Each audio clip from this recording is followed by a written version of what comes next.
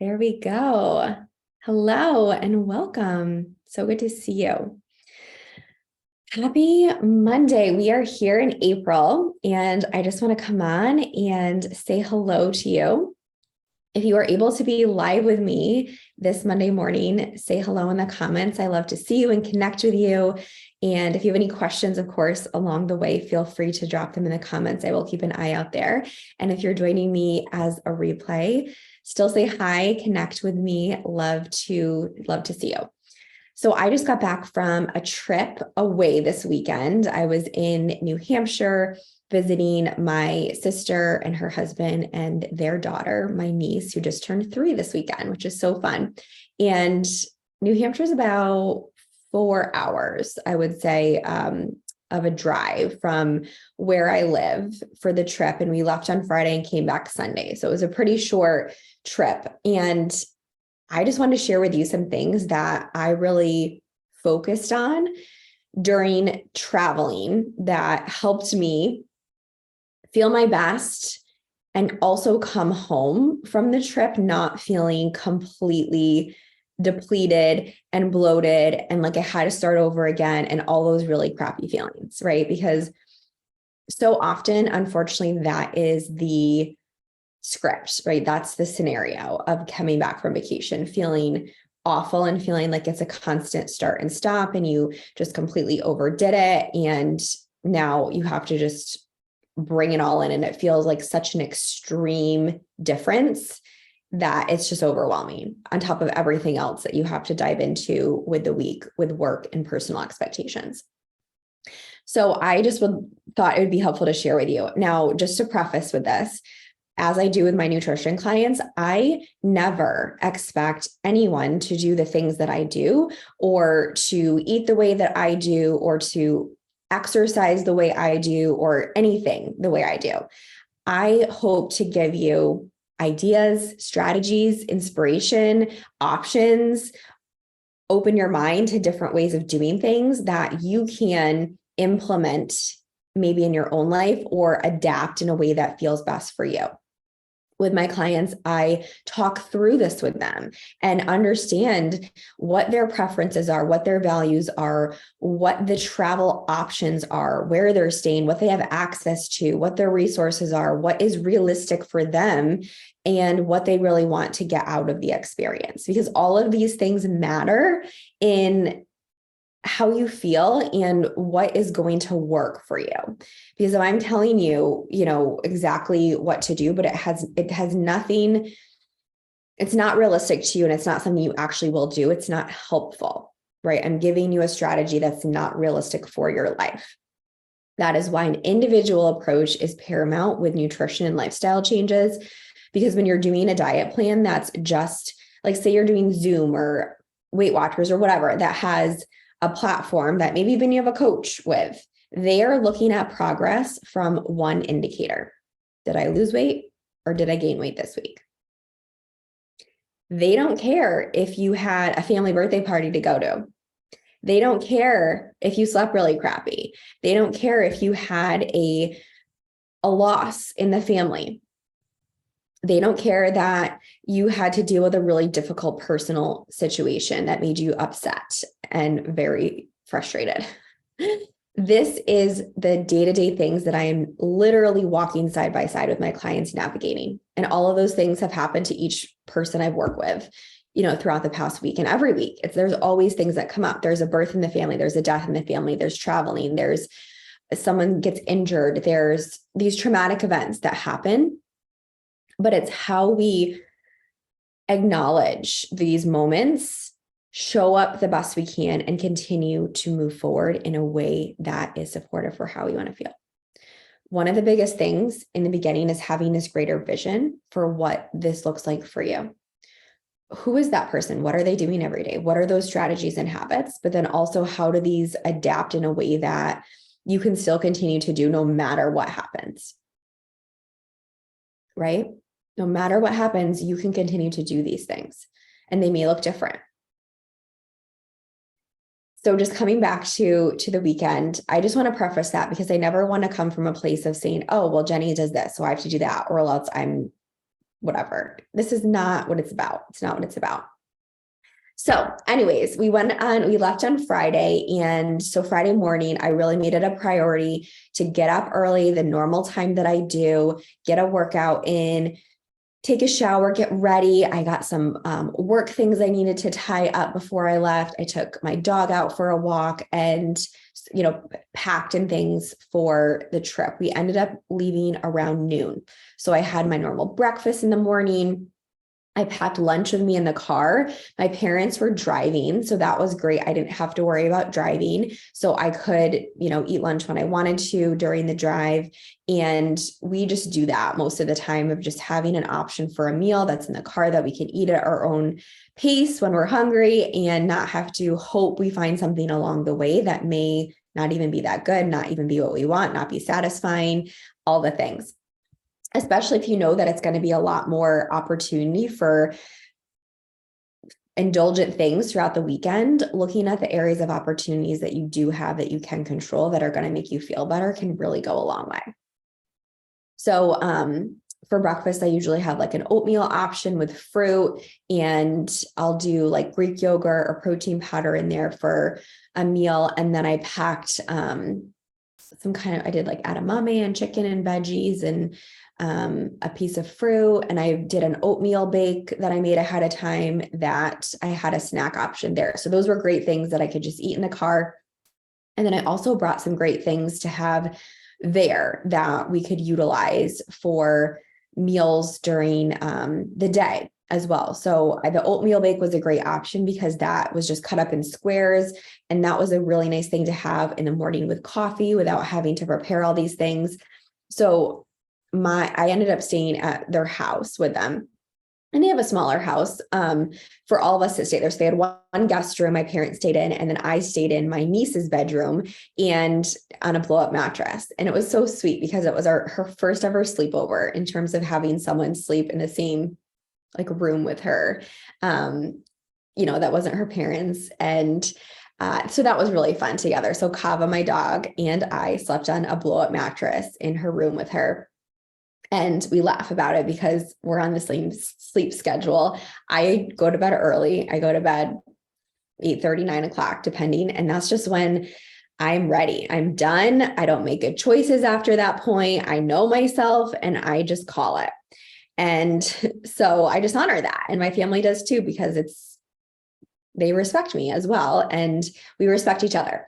But I also get up super early, and that's when I'm at my best and feel my best. So Reese and I, brushed our teeth and got ready for bed together, went to bed, and then got up early. Actually slept in because she didn't get up till like 6:45. So I got up a little early just to take my dog out, and because it's like tricky navigating, like my dog wants to go out and getting her ready and then like changing and brushing my teeth all before Reese is ready to get up and read books. She loves to read books and have breakfast. So I just got up a little bit early, did those couple things. But typically when I'm home, I'm up 5:15. I have like hours for myself before I really have to jump into other areas of my day. And that just feels so supportive for me. So I pivoted things, and I got up with her. I slept in a little bit, took my time in the morning, read books. We had some of the oatmeal, which was the oatmeal bake, which was so easy to have, made her more of a breakfast. And then my dad and I went to the gym a little later after that. And a person in our house likes to do different things. My mom, they have like a basement area that my mom was doing some stretching in. So we each kind of like did what we needed to do in terms of working out and movement. It was kind of a rainy day. Typically we'll go for a walk together as a family. So we just did our own thing. And my dad and I went together to do that. And I just was on the treadmill. I do a lot more strength things at home. So I just felt like that's what I needed. And I just did some walking, some running, some incline, and just got some movement in, right? It can look so many ways. And then that Saturday evening, so came back, and what did we do? So we just kind of did our own thing for lunches, just working with what we had. Some easy protein options I like for traveling, boiling eggs and just having those ready to go, Greek yogurt, canned white albacore tuna. So I buy like the nice fancy white albacore tuna, which, it's still canned tuna, but it's definitely more of a cleaner white fish versus the darker meat that I just prefer that. So those are some easy, quick proteins. We had some leftover chicken soup. So I had some of that, I think, with some protein pasta macaroni that I mixed in there. I had something else with that I'm forgetting. But anyways, yeah. And then the party was Saturday, and we ended up doing kind of not a potluck, but everybody made something, which worked so well. So we had some great appetizers, some crudité my mom did, some cut up veggies. I made a fresh hummus that I did at home before and just brought that with us. So we put that together, and just like cheese and crackers. There was lots of drinks available, right? So there's alcohol. When we're looking at events, there's appetizers, alcohol, dessert, and the entree. There's like those main categories. So some things that I like to do in a meal or a time when there's more areas to overindulge, we'll say, with the appetizer stuff, I was pretty hungry. Sometimes I'm not, but I was pretty active, and I didn't have a crazy big lunch, but I was hungry. So I took a plate, an appetizer plate, put some veggies on there, put some dip on there, like put what I wanted on my plate, and just had that versus just grabbing and, randomly grabbing things. And then I did a Spindrift seltzer, because for me, when I start drinking really early in the day, I just don't feel great. So I just made an intention to have something with dinner that night with wine. So I just had that and enjoyed everybody's company, celebrated Reese, opened some presents, took pictures, and then we all for dinner just were involved. So we got some nice steaks, we got fresh salmon. So we're on the seacoast, and we went to the fish market and got this beautiful piece of salmon. My dad grilled that. My brother-in-law did the steak. My mom did this beautiful salad. I'm trying to think of the relationship. My sister's husband's mom, whoever that is in relation to me, made this beautiful like baked macaroni and cheese option. So that was more of like a heavier carb side that was delicious. And then obviously we had cake and things for dessert for her birthday. So for the meal, it was great, right? I had some big salad. I had a little bit of macaroni and cheese, but enough for like, I felt I like had some of it, but I didn't need a ton because I had all these other great options. The salmon was delicious. Oh, there was asparagus. So just lots of vegetables too, in the mix with protein sources, but also those other delicious sides. And then when it came to the alcoholic, I'm someone that does really appreciate wine. I do enjoy that part of the experience. And, with certain things, it's like, if you really enjoy it, great. But if you don't, is it really worth it? So I poured a glass of this wine that was just way too sweet for me. And I'm like, oh, I can't drink this. So, I ended up like not really having any wine with dinner, which I wasn't planning. I was planning on having something, which was fine. And I felt fine with that. And then we had her birthday cake. And one of her nanny that takes care of her made this beautiful birthday cake. So I just had a few bites of that. It was okay. It wasn't like, I'm not someone that's like, I enjoy dessert, but it's not like my most favorite thing. So I just had some bites of it, some taste of it. And I ended up having a different kind of wine with dessert. And so I think I just had like one glass of wine, throughout the whole night, which I was planning to have more and I just didn't, because it wasn't, when I had it, it was like, I'm good. And then I had some tea. We made some herbal tea and just enjoyed the night. So I don't know, it just like wasn't a thing though. And that's what I want to have people feel, that it doesn't have to be this moment of worry or anticipation or fear of, oh my gosh, there's going to be all these things and I don't know what to do and I'm going to overeat and not feel good. And if that happens, it happens, right? But really focusing on what you are valuing from the experience as a whole. What is it really about? It wasn't about, the food was a great part of the evening and the experience, but everybody contributed to the meal in different ways. So it didn't feel like it was just on one person. And it was really healthy and delicious and satisfying, right? It wasn't like completely gluttonous and over the top and everyone just felt awful. and just really enjoyed the experience. And then we got up on Sunday, and yeah, same thing. I slept with Reese on the air mattress in her room, and I think I had eggs and some oatmeal in the morning and stuff like that. We did a family walk. It was a sunny day in the morning, and everybody got out. We went to church together, and then we decided to come back and have lunch before we hit the road. So that was also a great thing to do, of having something to eat before we left. So, or we could have packed something with us too. And then that way I got home and I had a little snack, and I really made it a priority to use the time in the car to plan ahead some options. My husband didn't come with us because he was working. So I just communicated with him. He was home like later Sunday night. So we were going to have dinner together. We just communicated our week, what nights he was going to be home, talked about some options. And then when I got home, I was ready to go. I took Cobbs out quick for a walk, unpacked, and then my husband got home and we went to the grocery store together. And not what we wanted to do at 5:30. I think it was 5:30 on Sunday, is go to the grocery store, but we did it, and we did it together, and we made it happen, and it ended up being such an enjoyable night. So I came home and I hadn't seen my husband, so it was great to see him. We got some options for meals for the week and made dinner together. And he made this amazing bruschetta. He did like fresh bread with, tomato and basil and all of these things. I had a glass of wine with him, and we did some steak and carrot. So like, I didn't feel like I needed to come home and completely restrict myself because I didn't feel bad about anything.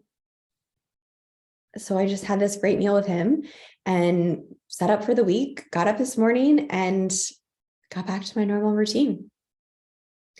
And I'm just genuinely want to share with you, like, this is how it can feel if you're intentional and just value how you want to feel, but also communicating your needs and having support. And in the beginning, if this is something that you're not doing on a regular basis, it may feel different for other people also because it's change, right? They're used to seeing you doing certain things. So they may like question, oh, that's different. I didn't know that you were doing that. And it's not personal. It's usually like their own stuff that they're taking out on you or communicating to you, or it's different for them than they're used to seeing you do. But either way, it's just about, I think that's a huge thing that we really try to do in our family, is asking everyone, what do you need today to support you? What can I do to help you? And that way everybody feels like they're getting what they need, but we're also all working together for the greater good of us all. Because that's what it's about. Your nuclear family is your support system. And I realize that it's all not that way, that it's all not feeling supported. And sometimes you do need to have just more clear boundaries or expectations of what that's going to look like, and do the best you can to manage it. And also realize it's a part of the week, but it's not the whole week. And there's still areas that you can do to take care of yourself if you choose to. So I hope that was helpful. I'd love to know anything that you took away from this, or things that you can do for yourself that when you're traveling, right? We're getting to the spring. There's holidays, there's Easter coming up in the coming weekend. And yes, there's a lot of opportunity for indulging in delicious moments, but there's also so many ways that you can continue to show up for yourself, whether that's making sure you're hydrating. That was another thing. Like, I always had my water. I was drinking tons of tea. Movement just looked different ways. Sleep was probably not like the top thing that was great. I did get enough sleep time, but the quality of sleep wasn't great. Just with my dog waking up and Reese, and, so that's okay. I can, I get enough sleep on the weekend that a couple of those nights I can handle. So it's just looking at the big picture, and all the things aren't going to always happen at the same time. And that's just okay. It's focusing on what you can do. So I hope that was helpful. Let me know how you're feeling moving into the first week of April. It is the first week moving into the spring, and I would love to support you in any way that looks. Oh, I did want to share that I'm releasing our spring collection menu meal guide. So I do this for every single season. I have winter and fall that I've done previously, and just putting the finishing touches on the spring collection. So it's 4 weeks, breakfast, lunch, dinner, snack ideas. They're recipe meal combinations that can give you some great ideas that have protein and fiber and, nutrient dense meals, but also a lot of ways that you can adapt this to work for you in your life. And you also have access to the platform that I use with my nutrition clients with the food journaling piece. I love this program because we can look at nutrition, but also all of the other aspects of wellness that play a role in how you feel with sleep, hydration, movement, mood, energy, hunger, fullness cues, in addition to meal composition and nutrients. And this is a huge pillar of what we do together, is looking at the big picture and all the pieces together versus just one thing, just one area of nutrition. And it just affects everything in a positive way. So you'll have access to that for a month. And if you want to continue to move forward together in different areas after trying this platform that we use and seeing how that looks, there's definitely different opportunities to work together. And then, of course, if you're interested in working together one-on-one, I do have some private coaching opportunities. If you're interested in that, just send me a personal message. Okay, I look forward to connecting with you soon. Let me know if you have any questions, and I'll see you all around here. Let me know if I can do anything for you. Take care.